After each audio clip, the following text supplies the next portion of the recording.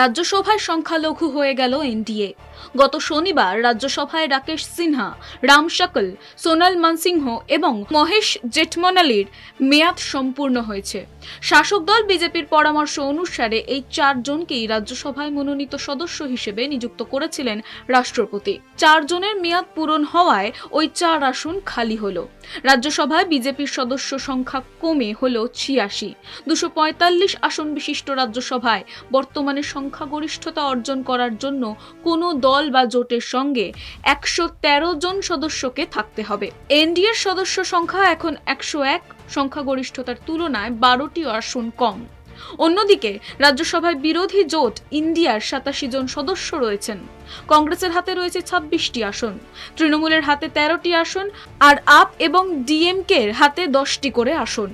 তবে এর বাইরেও বেশ কিছু দল আছে যারা খাতায় কলমে এনডিএ কিংবা ইন্ডিয়া কোনো জোটেরই শরিক নন। অন্ধ্রপ্রদেশের ওয়াইএসআর কংগ্রেসের 11 জন, এডিএমকের 4 জন, বিজেডির 9 জন রাজ্যসভার সাংসদ রয়েছেন।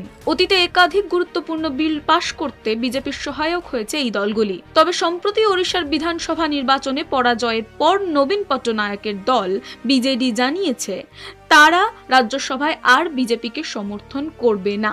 সেক্ষেত্রে রাজ্যসভায় এই নিরপেক্ষ দলগুলির গুরুত্ব আরও বৃদ্ধি পাবে বলে মনে করা হচ্ছে। বর্তমানে রাজ্যসভায় 20টি আসন শূন্য রয়েছে, তার মধ্যে 11টি আসনে চলতি বছরেই ভোট হওয়ার কথা।